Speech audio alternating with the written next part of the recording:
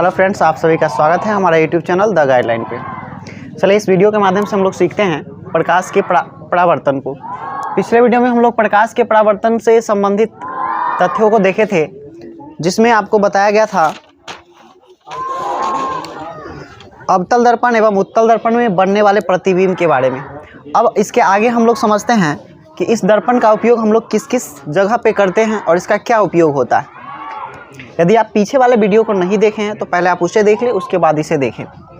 जैसा कि आप यहाँ देख पा रहे हैं, लिखा गया है कि अवतल दर्पण का उपयोग, मतलब जो अवतल दर्पण होता है उसका उपयोग हम कहाँ करते हैं, किन किन कामों में किया जाता है। आइए एक एक करके समझते हैं। पहला लिखा गया है कि इसका उपयोग हजामती दर्पण के रूप में किया जाता है। मतलब हजामती दर्पण कहने का अर्थ होता है कि हम बाल दाढ़ी बनवाने जाते हैं और सैलून में जो दर्पण लगा होता है वह अवतल दर्पण होता है। अब आप सोच रहे होंगे कि यह अवतल दर्पण ही वहाँ पे क्यों लगाया जाता है, उत्तल दर्पण क्यों नहीं लगाते हैं। तो ऐसा इसलिए किया जाता है कि जो ये अवतल दर्पण होता है यह प्रतिबिंब को, यानी कि जो वस्तु होता है उस वस्तु के प्रतिबिंब को, या कह सकते हैं आम भाषा में कि चित्र को, उस वस्तु से बड़ा करके दिखाता है। इसीलिए हम लोग जो है अवतल दर्पण का उपयोग करते हैं हजामती दर्पण के रूप में। आइए अगले पॉइंट को समझते हैं। अगला पॉइंट में लिखा गया है कि इसका उपयोग रोगियों के नाक, कान, गला आदि के जांच के लिए किया जाता है। मतलब कि अगर कोई पेशेंट जिसे किसी को अगर गर्दन में यानी कि गला में कोई प्रॉब्लम आ गया हो, या फिर कान के अंदर कोई प्रॉब्लम आ गया हो, या फिर उसके नाक में किसी प्रकार की प्रॉब्लम आ गई हो, तो ये सब जगह बहुत छोटा होता है। तो इन जगहों को हम डायरेक्ट आसानी से खुले आँखों से नहीं देख सकते हैं। तो इन्हें अच्छे से देखने के लिए, यानी कि सुस्पष्ट तरीके से इसे देखा जा सके, इसलिए इसके जाँच के लिए हम लोग अवतल दर्पण का उपयोग करते हैं। अवतल दर्पण हमेशा वस्तु के प्रतिबिंब को बड़ा करके दिखाता है, जिससे आसानी से हम इसमें होने वाले प्रॉब्लम को देख सकते हैं। इसीलिए यहाँ पे इसका अवतल दर्पण का प्रयोग किया जाता है। आगे समझते हैं। अगला पॉइंट लिखा गया कि बड़े बड़े अवतल दर्पण का उपयोग सोलर कुकर में किया जाता है। यानी सोलर कुकर जो होता है, जिससे हम गर्मी के दिनों में खाना बनाने के लिए प्रयोग करते हैं, और यह धूप वाले दिन में ही किया जाता है। ये ज़्यादा विस्तृत रूप से इसका ये नहीं है, लेकिन फिर भी जो बड़े बड़े अवतल दर्पण होते हैं, इन सबों को एक साथ कनेक्ट करके सोलर कुकर बनाने में भी इसका उपयोग किया जाता है, ताकि ये बहुत सारे सूर्य की किरण को एक जगह इकट्ठा करके और उससे जो है सोलर को जो है एनर्जी प्रोवाइड करे, और ताकि जो है वह ऊष्मा अधिक से अधिक रिड्यूस कर सके। आगे लिखा गया है कि इसका उपयोग सर्च लाइट, गाड़ी का अग्रदीप, टॉर्च, टेबल लैंप आदि में किया जाता है। मतलब कि ये जो अवतल दर्पण है हमारा, इस दर्पण का उपयोग हम लोग सर्च लाइट में भी करते हैं। सर्च लाइट में इसलिए करते हैं क्योंकि ये रोशनी को दूर तक फैला देता है। गाड़ी के अग्रदीप कहने का मतलब कि जो वाहन होती है, जैसे कि बस हो गया, ट्रक हो गया, या किसी प्रकार का मोटरसाइकिल वगैरह हो गया, उसके आगे जो हेडलाइट होता है, हेडलाइट में जो हेडलाइट का जो परावर्तक सतह होता है, परावर्तक सतह के रूप में हम लोग जो है अवतल दर्पण का प्रयोग करते हैं। फिर इसी प्रकार से टॉर्च में भी किया जाता है। टेबल लैंप जो होता है, जो पढ़ने में यूज आता है, पढ़ने के लिए यूज करते हैं, इसमें भी इसी का उपयोग किया जाता है। तो इस प्रकार से अभी हम आपको बताएं अवतल दर्पण का उपयोग। अब समझते हैं अगला पॉइंट हमारा लिखा गया है कि अवतल दर्पण के बाद आता है हमारा दूसरा दर्पण, उत्तल दर्पण। मतलब अब इस उत्तल दर्पण का उपयोग हम लोग कहाँ करते हैं, किन किन जगहों पर करते हैं, इसको समझते हैं। हालांकि जिस प्रकार से अवतल दर्पण था उसी प्रकार से उत्तल दर्पण का भी उपयोग है, लेकिन दोनों में डिफरेंस क्या है कि अवतल दर्पण जो होता है वह हमेशा ही बड़ा प्रतिबिंब को बनाता है, और उत्तल दर्पण हमेशा छोटा प्रतिबिंब को बनाता है। तो इसका काम आप देखिए कि अभी ये कहाँ कहाँ किया गया। अब इसके काम के बारे में समझते हैं कि इसका उपयोग हम लोग कहाँ कहाँ करते हैं। जैसा कि पहला पॉइंट लिखा गया यहाँ पे कि इसका उपयोग मतलब कि उत्तल दर्पण का उपयोग सड़क या गली में स्ट्रीट लाइट के परावर्तक सतह के रूप में किया जाता है। मतलब जो सड़क या गली होती है, उस गली या सड़क में जो स्ट्रीट लाइट का मतलब ही होता है कि गली में लगने वाली लाइट। गली में लगने वाली लाइट में जो उसका परावर्तक सतह होता है, उस परावर्तक सतह के रूप में इस दर्पण का उपयोग किया जाता है।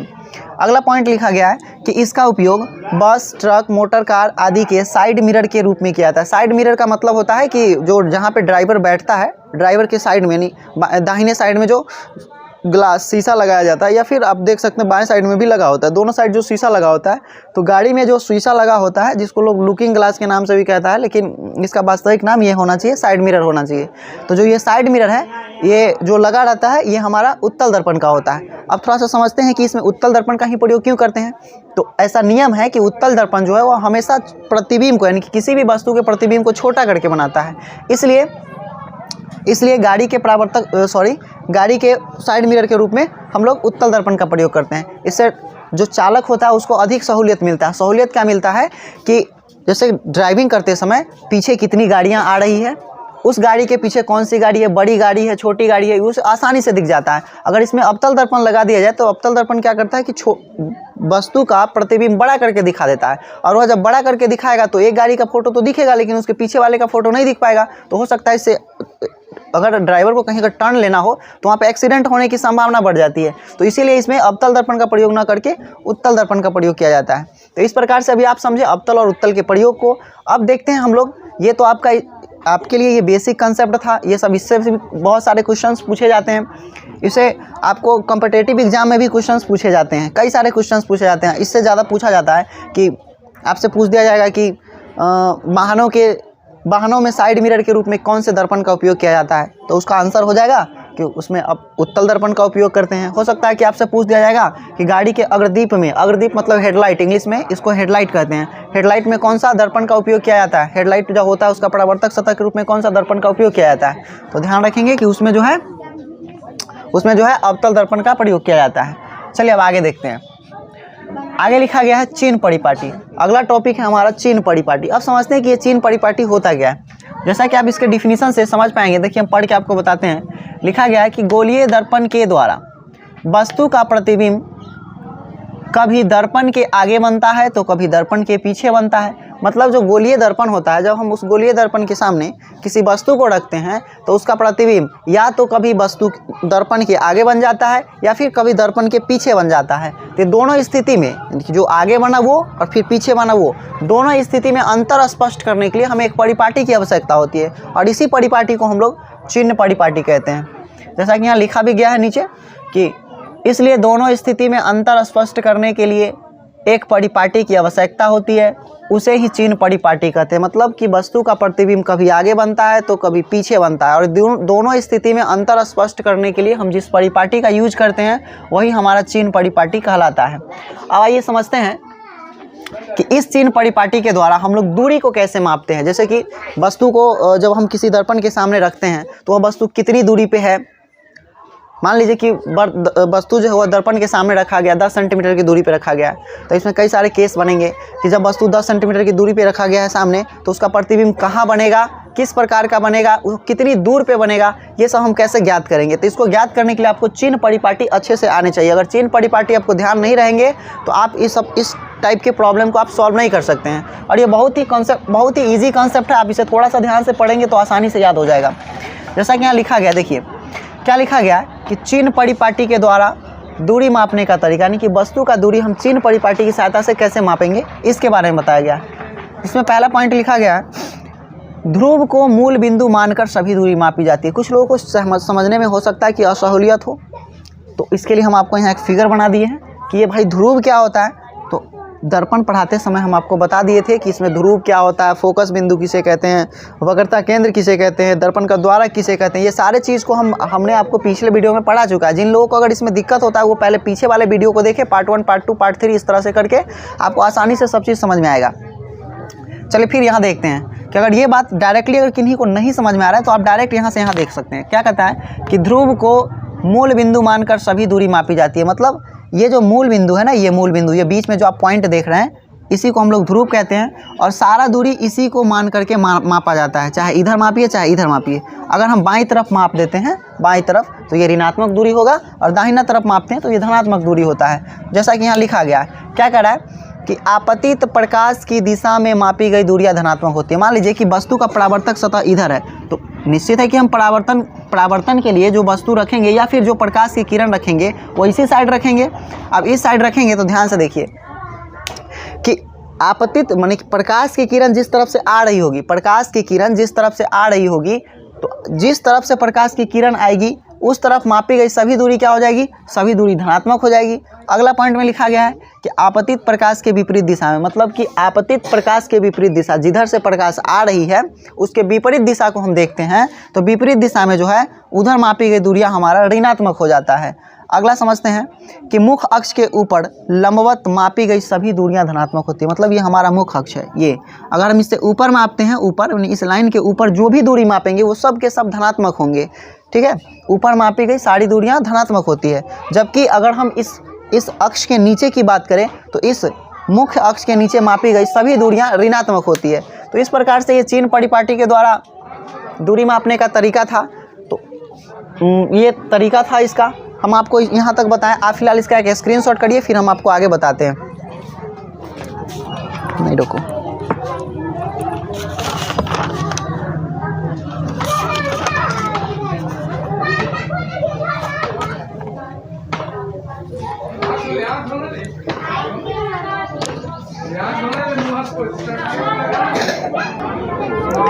चलिए अब चिन्ह परिपाटी को देखते हैं कि हम लोग चिन्ह परिपाटी कैसे लिखते हैं। इसको इस प्रकार से लिखते हैं कि मान लीजिए कि हमारा दर्पण होता है, ठीक है, हम यहाँ लिख दिए हैं कि दर्पण। अब दर्पण कितने, तो हमारे पास 2 दर्पण, जनरली गोलीय दर्पण 2 प्रकार का होता है, अवतल और उत्तल दर्पण। अब इसमें हम चिन्ह परिपाटी को कैसे कैसे सूचित करते हैं। तो मान लीजिए कि इसमें हम पहले वस्तु की दूरी को कैसे मापेंगे, तो हम यहाँ ऊपर लिख देते हैं वस्तु की दूरी, यानी u का मतलब होता है वस्तु का दूरी। आपको पता है पहले से कि u मतलब यानी कि वस्तु की दूरी को हम लोग u से सूचित करते हैं। इसके बाद होता है हमारा v का मतलब होता है प्रतिबिंब की दूरी, v से हमारा प्रतिबिंब की दूरी हो गया।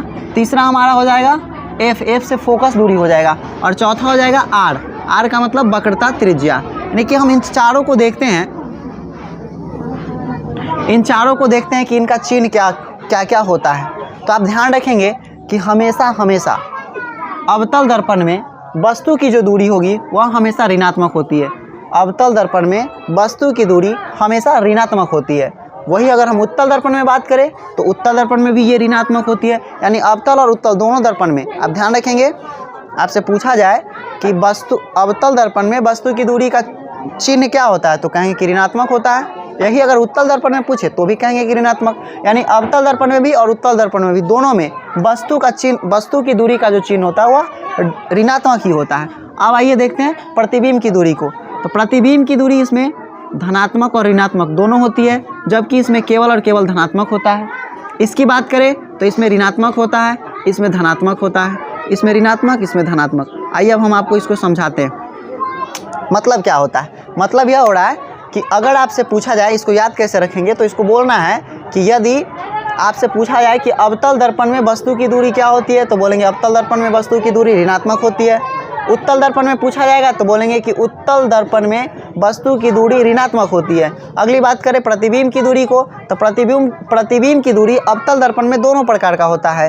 दोनों प्रकार का कैसा कैसा, तो यह धनात्मक भी होता है और ऋणात्मक भी। तो अब ध्यान रखना है यहाँ पे कि भाई धनात्मक कब होगा, ऋणात्मक कब होगा। तो देखिए यहाँ हम लिख देते हैं U F। इसको पढ़ेंगे कैसे, तो कहने का इसका अर्थ होता है कि यदि U मतलब कि वस्तु की दूरी, यदि वस्तु की दूरी छोटा हो जाए फोकस दूरी से, मतलब इस स्थिति में जैसे मान लीजिए कि ये हमारा दर्पण है, ठीक है, इस दर्पण में ये हमारा फोकस बिंदु है, ये हमारा वक्रता केंद्र है। यदि वस्तु फोकस के पहले रख दिया जाए, वस्तु जो है वो हमारा फोकस के पहले रख दिया जाए, यानी इस तरफ होगा, यहाँ पे होगा, तो इस स्थिति में जो प्रतिबिंब बनेगा वह प्रतिबिंब हमेशा उस प्रतिबिंब का चिन्ह जो है वह धनात्मक हो जाएगा। अदरवाइज इस फोकस के बाद जितने भी वस्तु रखे जाएंगे, इस फोकस पर या फिर इस फोकस के बाद जितने भी वस्तु रखे जाएंगे, उन सारे वस्तुओं का प्रतिबिंब जो है वह ऋणात्मक आता है। तो इसको हम कैसे दर्शाएंगे, तो U ग्रेटर देन F। इसको पढ़ा जाता है कि यहाँ पे ये जो U जो है पहला केस में, यानी कि ऊपर वाले केस में पढ़ेंगे कि ये जो U है ये F से छोटा है। मतलब कि आप इसको ऐसे भी ध्यान रख सकते हैं कि बहुत सारे लोगों को ये दिक्कत होता है कि इसमें बड़ा कौन है छोटा कौन है, चिन्ह पहचानने में दिक्कत होने लगती है। तो इसके लिए आप सीधा सा याद रखिए कि ये जो चिन्ह होता है ना, ये चिन्ह जिस तरफ से बंद रहेगा वो छोटा हो जाएगा और जिस तरफ उसका मुंह खुला रहेगा वो बड़ा हो जाएगा। अब ध्यान से देख सकते हैं कि पहला केस में क्या है, किसके तरफ खुला हुआ है, तो F के तरफ खुला है, मतलब फोकस दूरी बड़ा है। और दूसरा केस में किसकी तरफ खुला हुआ है, तो दूसरा केस में U की तरफ खुला हुआ है, मतलब कि यहाँ पे वस्तु की दूरी बड़ी हो जा रही है। तो जब वस्तु की दूरी फोकस दूरी से बड़ा हो जाएगा तो प्रतिबिंब की दूरी ऋणात्मक हो जाएगी। यदि वस्तु की दूरी छोटी रहेगी, फोकस दूरी बड़ा हो जाएगा, तो प्रतिबिंब की दूरी धनात्मक हो जाएगी। यह केवल और केवल अवतल दर्पण में होता है। मैं आपको कई बार इसे रिपीट कर दिया हूँ। अगर किन्हीं को इसमें भी अभी भी प्रॉब्लम हो रहा है तो आप वीडियो को दो तीन बार फिर से रीप्ले करके आप देखेंगे तो आपको अच्छे से याद हो जाएगा।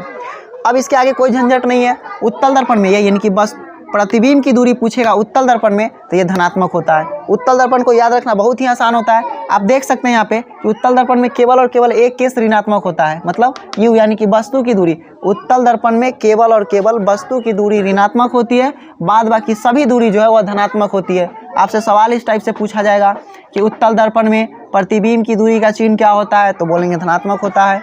उत्तल दर्पण में फोकस दूरी का चिन्ह क्या होता है, तो तब भी धनात्मक बोलना है। उत्तल दर्पण में वक्रता त्रिज्या का चिन्ह क्या होता है, तब भी बोलेंगे कि धनात्मक होता है। मतलब उत्तल दर्पण में केवल एक केस ऋणात्मक होता है, बाद बाकी सारा केस धनात्मक होता है। यही अगर अवतल दर्पण की बात करें तो अवतल दर्पण में सब ऋणात्मक होता है, केवल प्रतिबिंब जो है प्रतिबिंब की दूरी में एक कंडीशन में वहाँ धनात्मक हो जाता है, और यह धनात्मक तब होता है जब फोकस दूरी बड़ा हो जाता है और वस्तु की दूरी छोटी हो जाती है। इस प्रकार से हम आपको अभी चिन्ह परिपाटी के बारे में पूरे डिटेल में आपको समझा दिए हैं। यदि इसके बावजूद भी किन्हीं को अगर दिक्कत होता है तो आप हमें कमेंट में ज़रूर बताएं, हम आपके लिए कोई दूसरा तरीका बताएंगे, उस तरीके से हम आपको फिर प्रयास करेंगे आपको बताने का। तो फिलहाल इस वीडियो में हम लोग यहीं तक समझते हैं। अब इसके बाद जो है हमारा इंपॉर्टेंट टॉपिक आता है जिसका नाम है दर्पण सूत्र, और ये बहुत ही महत्वपूर्ण होता है। कई बार एग्जाम्स में पूछे गए हैं, 5 नंबर का पूछता है ये। कभी कभी इसको सिद्ध करने के लिए कह देता है 2 दर्पण में मिला करके, कभी अवतल दर्पण में कहेगा तो कभी उत्तल दर्पण में कहेगा। हम आपको दर्पण के माध्यम से आपको ये फार्मूला को प्रूव करके बताएंगे। तो आप फिलहाल जो है इस वीडियो को जो है आप देखिए, उसके बाद अगले टॉपिक को हम लोग जो दर्पण सूत्र को हम लोग अगले वीडियो में देखेंगे। यदि हमारा यह वीडियो आप सबको अच्छा लगा हो तो प्लीज़ हमारे चैनल को सब्सक्राइब करें, इसे लाइक करें और अपने दोस्तों तक अधिक से अधिक शेयर करें। Thank you. जय हिंद।